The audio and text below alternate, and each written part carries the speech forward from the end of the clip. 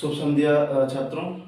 मैं नीलांशु कुमार सिंह एक बार फिर आप लोगों के समक्ष उपस्थित हूँ अपनी एक नई वीडियो लेकर। और इस वीडियो का जो विषय है वह है संधि, जो कि हिंदी और संस्कृत दोनों व्याकरण का एक महत्वपूर्ण प्रकरण है, महत्वपूर्ण टॉपिक है। और इस प्रकरण से, इस टॉपिक से हर तरह की प्रतियोगी परीक्षाओं में प्रश्न पूछे जाते हैं। कम से कम 2 या 3 अंक के तो प्रश्न जरूर पूछे जाते हैं। तो संधि के बारे में हम लोग आज अध्ययन करेंगे, और जब तक इसे समझेंगे नहीं तब तक हम लोग इस वीडियो को देखेंगे। मैं इस वीडियो को बनाऊंगा और आप लोग इस वीडियो को देखेंगे, और इसमें जो भी आप लोगों को समस्याएं उत्पन्न हो रही होंगी इससे पहले, आज मुझे लगता है कि आज सारी समस्याएं जो है सॉल्व कर दी जाएंगी, उसका जो है आज निराकरण कर दिया जाएगा। तो सबसे पहले हम लोग इसकी परिभाषा पर ध्यान देते हैं। संधि की परिभाषा है, 2 वर्णों के मेल से उत्पन्न होने वाले विकार को संधि कहते हैं। बहुत सारे बच्चे इसे रट लेते हैं, जो मेरी दृष्टि से बिल्कुल गलत चीज़ है कि परिभाषा को रट लिया जाए। फिर भी बहुत सारे लोग इसे रटते हैं, तो इसमें रटने वाली कोई बात नहीं है। संधि का अर्थ ही होता है मेल, ज्वाइनिंग, और जिसमें 2 वर्णों के मेल की बात हो वही संधि है। इसमें एक शब्द है विकार। विकार का अर्थ होता है परिवर्तन, चेंजेस। विकार का अर्थ होता है परिवर्तन, चेंजेस। तो इस चीज को हम लोग याद रखेंगे। इसे हम परिवर्तन भी कह सकते हैं, बदलाव भी कह सकते हैं। तो जब 2 वर्ण मिलते हैं और एक तीसरी ध्वनि उत्पन्न होती है, तो उसे ही हम, उस प्रक्रिया को ही हम संधि कहते हैं। बात स्पष्ट है। अब जो है संधि के मुख्य तौर पर 3 भेद हैं, 3 रूप हैं। अब वे कौन कौन से रूप हैं? सबसे पहले हो जाएगा स्वर संधि। सबसे पहला रूप जो है वह है स्वर संधि।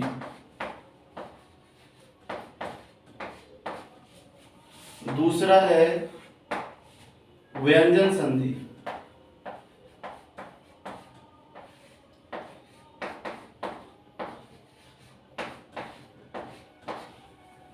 और जो इसका तीसरा है रूप वह है विसर्ग संधि। विसर्ग संधि।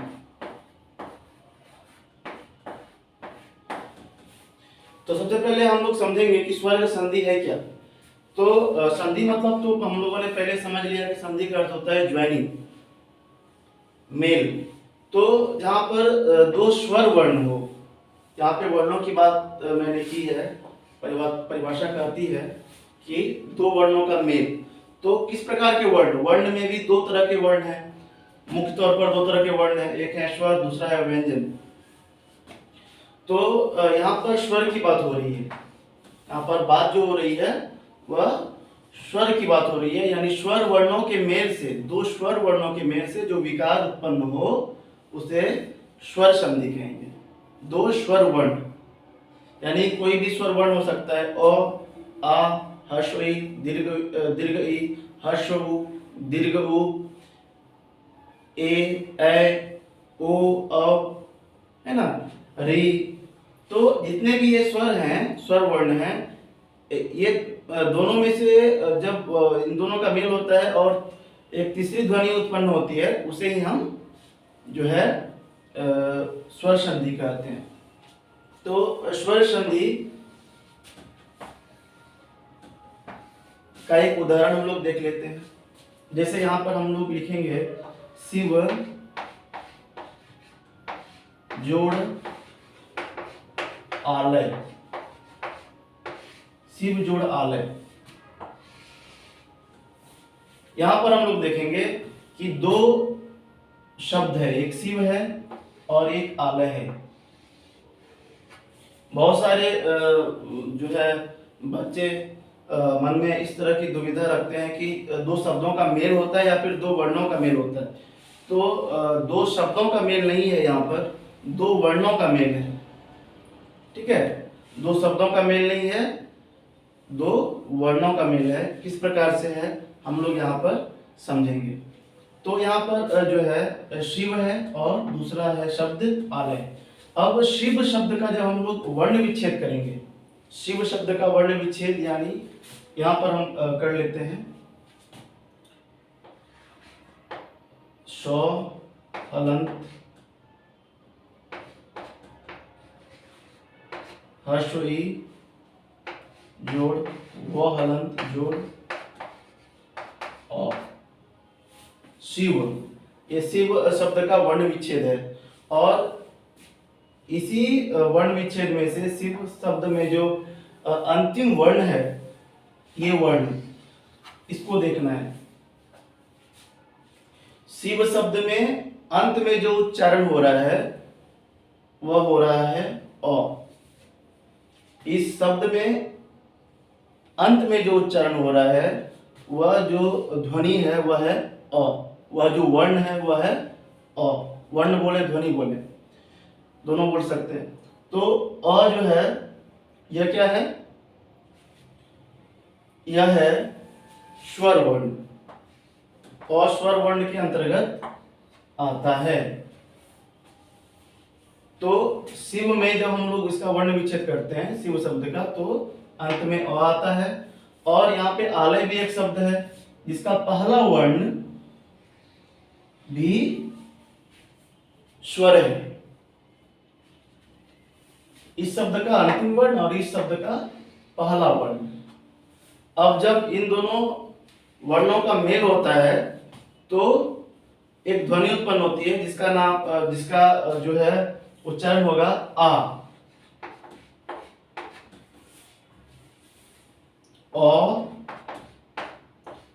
और आ जब ध्वनि मिली तो इसका उच्चारण क्या हो गया, आ।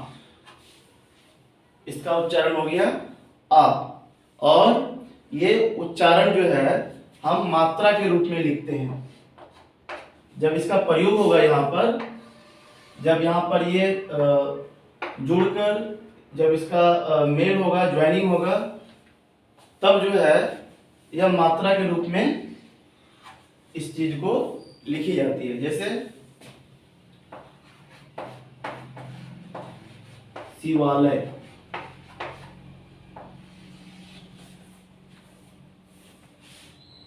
ये जो है स्वर संधि का उदाहरण है। अभी हम लोग स्वर संधि पर जो है ध्यान दे रहे हैं। तो स्वर संधि में जो है जब इस प्रकार की संधि होती है, जब दो हर्ष स्वर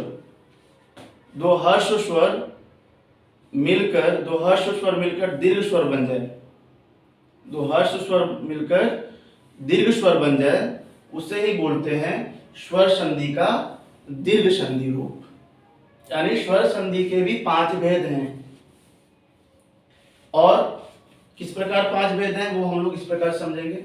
ये तो आपका स्वर संधि का ये क्या हो गया, एक उदाहरण हो गया शिव जोड़ आलय, क्योंकि अ क्या है, स्वर है और आ भी स्वर है। शिव जोड़ आलय हो गया शिवालय।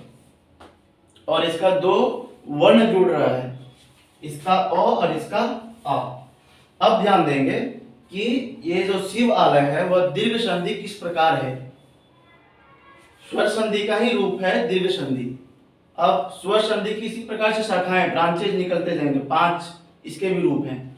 स्वर संधि के 5 रूप हैं, जिसमें से पहला जो मैंने स्वर संधि का उदाहरण दिया, यह दीर्घ संधि के अंतर्गत आता है। दीर्घ संधि से क्यों कहते हैं, एक यह भी प्रश्न उठता है, दीर्घ संधि हम इसे क्यों कहेंगे। इसलिए कहेंगे कि 2 स्वर वर्ण के मेल से दीर्घ स्वर वर्ण जब बन जाते हैं तो उसे दीर्घ संधि कहा जाता है। जैसे हम लोग यहाँ पर ध्यान देंगे, यहीं पर देख लेते हैं हम।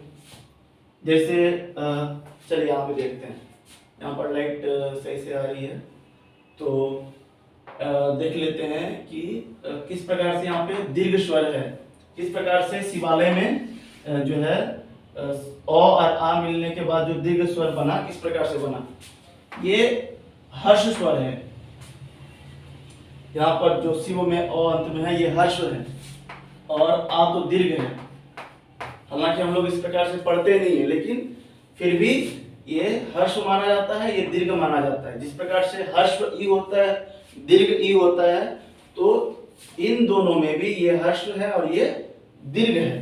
दीर्घ का अर्थ होता है बड़ा, हर्ष का अर्थ होता है छोटा। तो ये बड़ा भाई है, ये छोटा भाई है। ये एक ही जाति का है वर्ण, लेकिन इसकी ध्वनि इससे बड़ी है, इसीलिए ये आ हो गया, ये अ हो गया। तो इसे हर्ष कह सकते हैं हम लोग, और इसे हम लोग दीर्घ कहेंगे। जब ये दोनों जुड़ेगा, हर्ष और दीर्घ, तो इसका उच्चारण हो जाएगा दीर्घ, यानी आ। हर्ष और अ जुड़ेगा तो भी इसका उच्चारण क्या हो जाएगा, आ ही होगा। यानी हर्ष और हर्ष जुड़ने के बाद भी क्या आ जाता है, दीर्घ ही आता है, यानी आ ही आता है। अब क्या है, तीसरी परिस्थिति में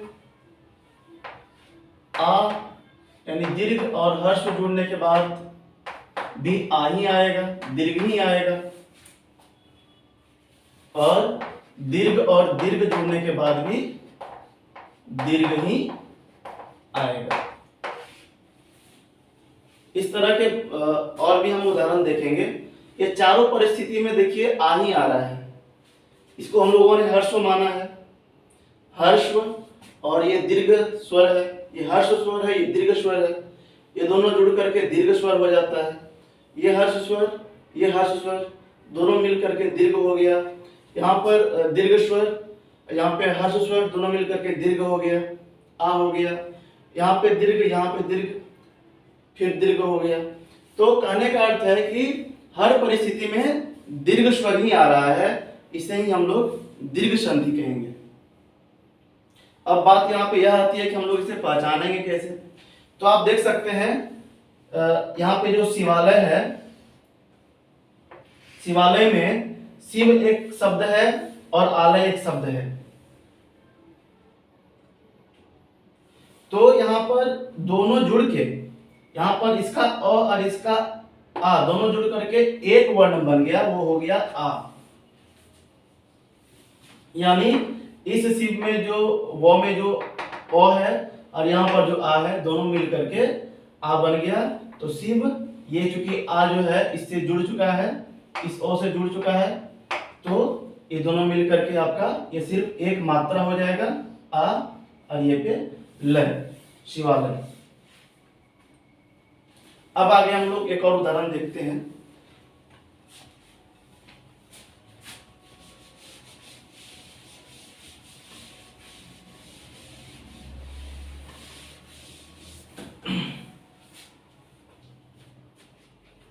पहले स्वर संधि की बात हो रही है, तो स्वर संधि को ही लिया जाए।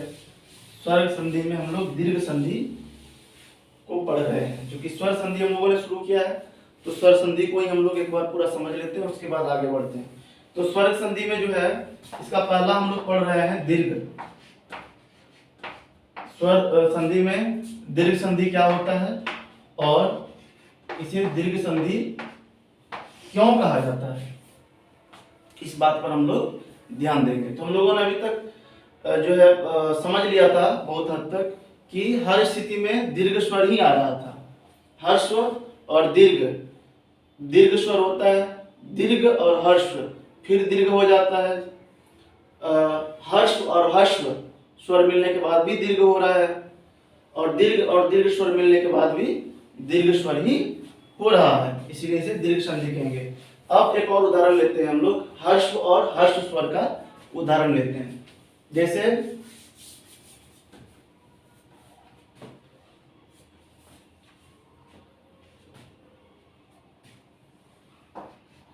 भाव, जोर, अर्थ।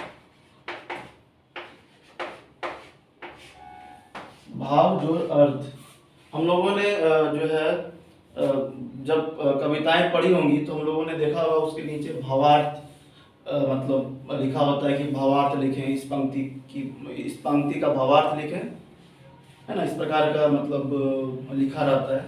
तो वो जो भावार्थ शब्द है, उस शब्द का यदि संधि विच्छेद करेंगे तो इस प्रकार से हम लोग करेंगे, भाव जोड़ अर्थ। इसमें यही दो शब्द हैं और इस दो शब्द में किस प्रकार से संधि हुई है इस पर हम लोग ध्यान देंगे। तो क्या है कि भाव शब्द का पहले वर्ण विच्छेद कर लें। भाव शब्द का पहले हम लोग वर्ण विच्छेद करेंगे। भ हलंत जोड़ आ जोड़ वो हलंत जोड़ अ। जब हम इसका वर्ण विच्छेद करते हैं तो अंत में क्या आ रहा है, ओ आ रहा है। और इस शब्द के आरंभ में स्पष्ट रूप से हमें दिख रहा है। तो इसका अंतिम वर्ण और इसका प्रथम वर्ण दोनों जब जुड़ जाएगा तो इसकी ध्वनि क्या हो जाएगी, आ।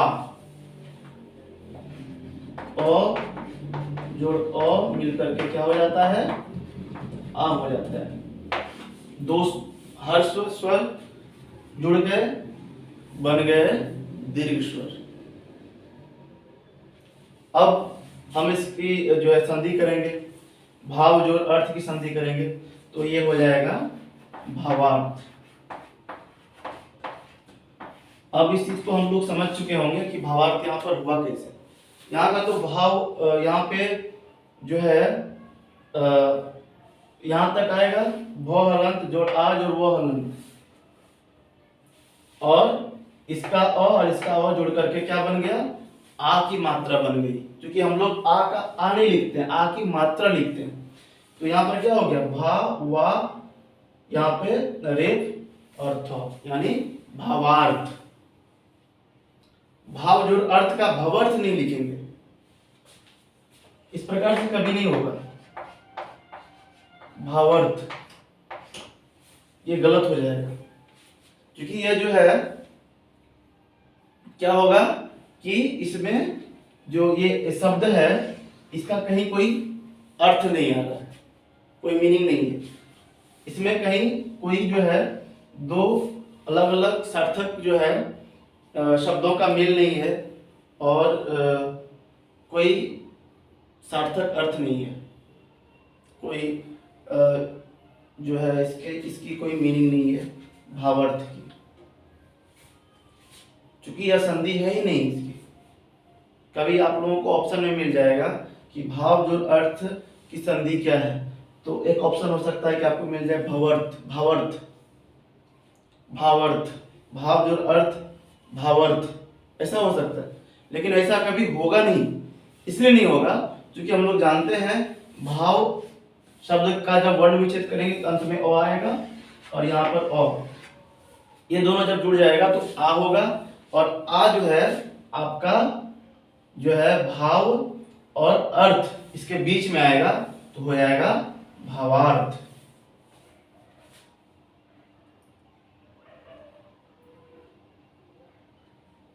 अब जब हम लोग इसका वर्ण विच्छेद करेंगे तो हमें इसमें मिल जाएगा कि कहां पर आ आया है। आप देखिएगा, भ जोड़ आ जोड़ व हलंत जोड़ आ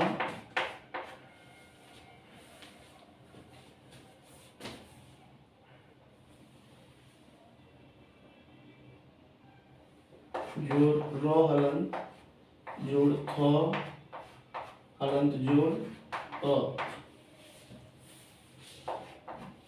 अब देखिए यहाँ पे क्या है, यहाँ पर आ रहा है भा व, ये आ जो है ये आ कहां से आया है, तो इसी संधि से, इसी प्रक्रिया से आया है। अब आगे हम लोग देखते हैं कि किस प्रकार से ह्रस्व ई और ह्रस्व ई जब दो मिलते हैं तो दीर्घ ई किस प्रकार से हो जाता है, हर परिस्थिति में किस प्रकार से दीर्घ ई हो जाता है।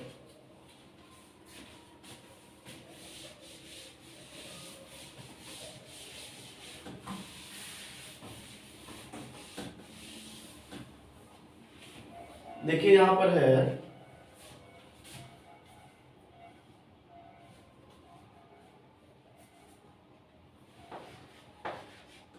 रवि जोड़ इंद्र,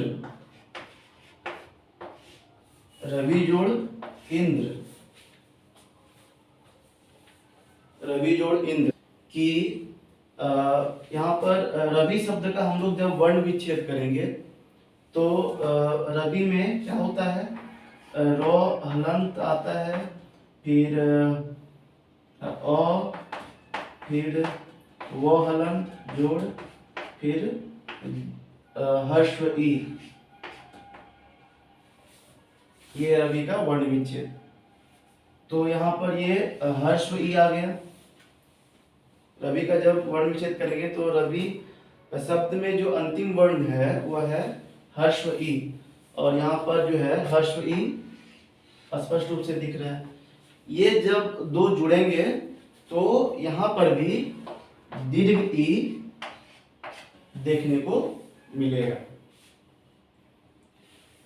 ये हर्ष और ये भी हर्ष दोनों मिलकर के दीर्घ, इसलिए ही इसे दीर्घ संधि कहते हैं। अब देखिए हर स्थिति में जो है दीर्घ रूप ही आएगा, दीर्घ स्वर ही आएगा। कैसे आएगा? जब हर्ष ई और हर्ष ई मिलेंगे तो दीर्घ ई, हर्ष ई जोड़ दीर्घ ई, यहां भी आएगा दीर्घ ई, दीर्घ ई जोड़ हर्ष ई, यहां भी दीर्घ ई, दीर्घ ई जोड़ दीर्घ ई, यहां भी दीर्घ ई। यानी हर स्थिति में दीर्घ स्वर ही आएगा। तो इसे ही हम लोग दीर्घ संधि कहते हैं। यही है दीर्घ संधि। स्वर संधि का दीर्घ संधि रूप यही है। अब जब इस सब ये दोनों जुड़ जाएंगे रवि और इंद्र, तो ये हो जाएंगे रविंद्र।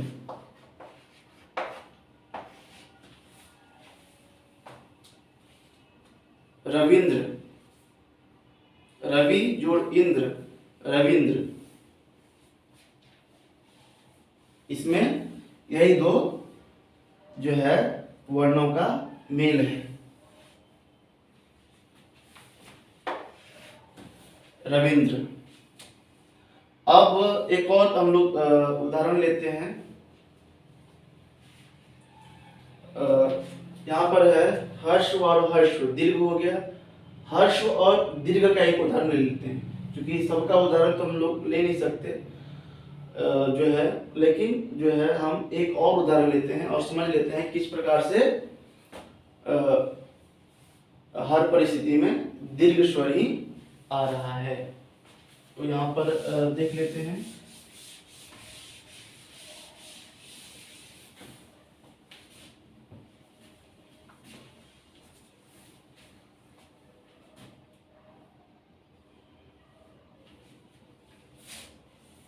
अब देखिए यहाँ पर है हर्ष और दीर्घ, दीर्घ।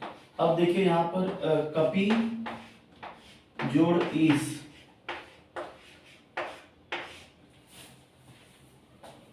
कपि जोड़ ईस।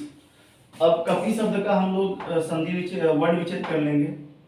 क हलंत जोड़ प हलंत, क हलंत जोड़ अ जोड़ क हलंत जोड़ हर्ष ई, यह इसका वर्ण विच्छेद होगा कपि शब्द का। अब यहाँ पर हर्ष ई और यहाँ पर दीर्घ ई, ये दोनों जुड़ेगा, बन जाएगा दीर्घ ई। और यह जो है शब्द की जो संरचना होगी, ये जो इसका संधि होगा कपि और इसका जो संधि होगा वो होगा कपीस। यहाँ पर देखिए दीर्घ स्वर की मात्रा आ गई। मैंने पहले भी बताया था कि दीर्घ स्वर का ये दीर्घ स्वर लिखा नहीं जाएगा, इसकी मात्रा जो है इसकी मात्रा दीर्घ स्वर की जो है हर्ष दीर्घ ई की जो मात्रा है वो इस प्रकार से होती है, और वही मैंने यहाँ पर लिख दिया, यानी कपी जोड़ ईस क्या हो गया, कपीस हो गया। अब देखिए यहाँ पर कपि शब्द, कपि का अर्थ होता है वानर और ईस का अर्थ होता है श्रेष्ठ। जो वानरों में श्रेष्ठ है वह हनुमान जी को माना गया है, तो यहाँ पर कपीस शब्द का होगा अर्थ हनुमान जी।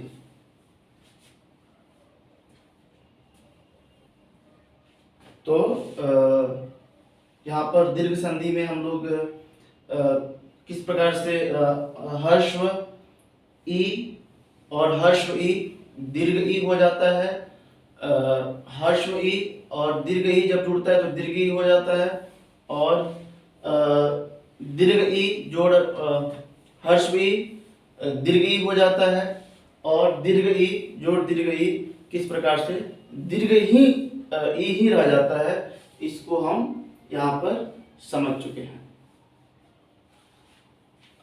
अब आगे है ऊ की मात्रा देखेंगे। ऊ हर्ष ऊ की मात्रा देखेंगे। हर्ष ऊ जोड़ हर्ष ऊ किस प्रकार से दीर्घ ऊ हो जाता है, किस प्रकार से दीर्घ ऊ हो जाता है, इस पर ध्यान देंगे।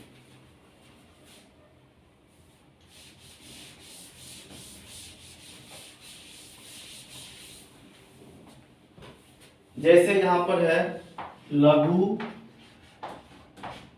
जोड़ उर्मी। लघु मतलब छोटा, उर्मी का अर्थ होता है लहर, है ना, जो नदी में छोटी लहर उठती है उसको बोलते हैं लघुर्मी।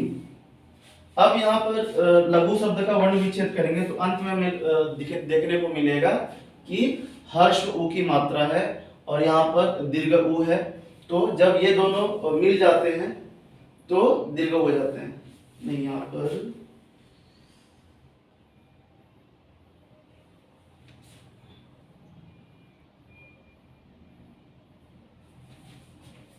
पर दीर्घ ऊ होगा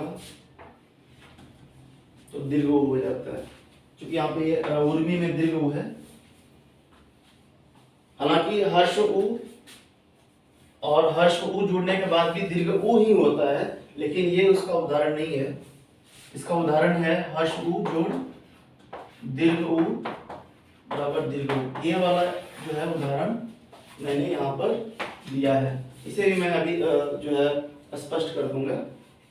पहले हम लोग इसको देख लेते हैं। लघु जोड़ उर्मी क्या हो जाता है, लघुर्मी हो जाता है, लघुर्मी। तो यहाँ पर लघुर्मी कैसे हुआ, क्योंकि यह दीर्घ संधि का नियम है कि हर स्थिति में दीर्घ मात्रा ही स्वर की दीर्घ मात्रा ही आएगी, है ना। जैसे कि यहाँ पर यह हर्ष है और ये दीर्घ है, तो ये क्या बन गया, दीर्घ बन गया। बस आपको इतना याद रखना है, ये हर्ष है, ये दीर्घ है, ये हर्ष है, ये दीर्घ है, ये हर्ष है, ये दीर्घ है। यानी सिर्फ ये वाली चीज आपको देखने को मिलेगी, दीर्घ दीर्घ दीर्घ। दीर्घ संधि में यही चीज आपको देखने को मिलेगी। हर परिस्थिति में, हर स्थिति में दीर्घ स्वर ही आएंगे। इसे हम लोग ओ आदि बोलेंगे, सिर्फ हम लोग इसे पढ़ेंगे। ये भी हर्ष है, ये दीर्घ है, ये हर्ष है, ये दीर्घ है, ये हर्ष है, ये दीर्घ है। यानी हर स्थिति में जब मेल होगा, दो स्वरों का मेल होगा, दो हर्ष स्वर या फिर दो दीर्घ स्वर, जो भी मेल होगा उसका परिणाम होगा दीर्घ ही, दीर्घ स्वर ही बनेगा। तो यहाँ पर भी हर्ष, यहाँ पे हर्ष ऊ है, यहाँ पे दीर्घ ऊ है, ये दोनों जब जुड़ गए तो यहाँ पे दीर्घ ऊ बन गया। और दीर्घ ऊ का दीर्घ ऊ नहीं लिखेंगे, यहाँ पे दीर्घ ऊ की मात्रा लिखेंगे। तो लघु जो उर्मी क्या हो गया, लघुर्मी हो गया।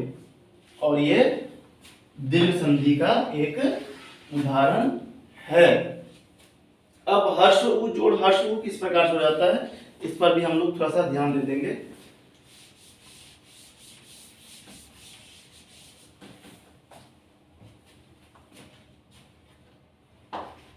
विधु जोड़ उदय। उदय मतलब प्रकट होना और विधु का अर्थ होता है चंद्रमा। तो चंद्रमा का निकलना क्या कहलाता है, विधुदय कहलाता है। विधु जोड़ उदय। अब यहाँ पर जब हम लोग ध्यान से देखेंगे, जब विधु शब्द का वर्ण विच्छेद करेंगे तो इसका अंतिम वर्ण जो आता है वो आता है हर्ष उ, और यहाँ पर भी हर्ष उ की ही मात्रा है। यानी विधु जोड़ उदय जो है, जो शब्द बनेगा वो बनेगा विधुदय, यानी चंद्रमा का उदय।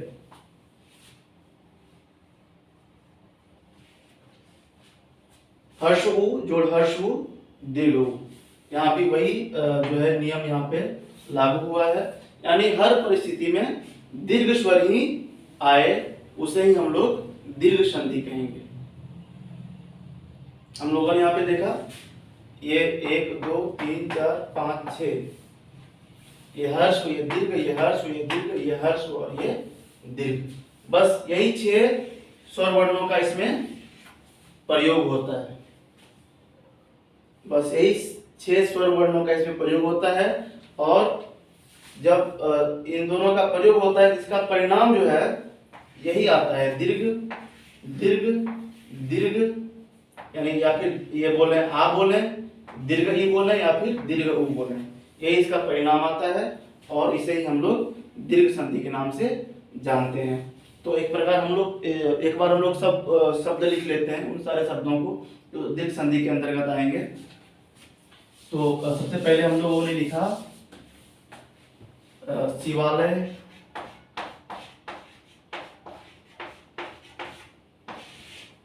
फिर दूसरा जो हम लोगों ने लिखा वो लिखा आपका भावार्थ,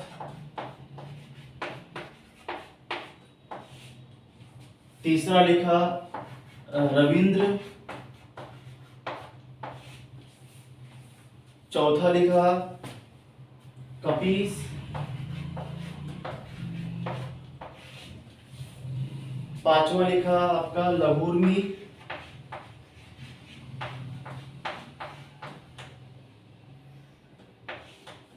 और छठा लिखा विधुदय। इन सभी शब्दों में दीर्घ संधि ही है। किस प्रकार से है यह आपको तय करना है।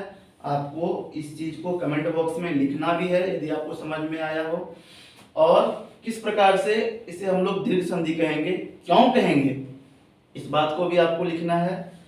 और इस चीज को हमेशा ध्यान रखना है कि दीर्घ संधि में इन 6 स्वर वर्णों का ही काम होता है, आगे कोई भी स्वर वर्ण इसमें जो है नहीं आता, यानी इसका मेल नहीं होता।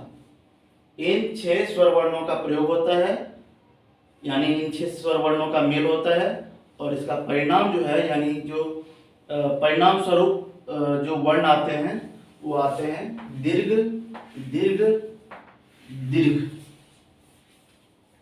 तो आज की वीडियो में इतना ही। आशा है आप लोग इस विषय को समझ गए होंगे, स्वर संधि का दीर्घ संधि रूप।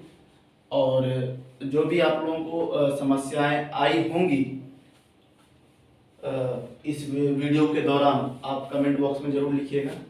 और आप इन शब्दों में जो संधि है, दीर्घ संधि है, किस प्रकार से है, आप इस चीज़ को कमेंट बॉक्स में जरूर लिखिएगा। मैं उम्मीद करता हूँ आप लोगों से। तब तक के लिए धन्यवाद। शुभ रात्रि।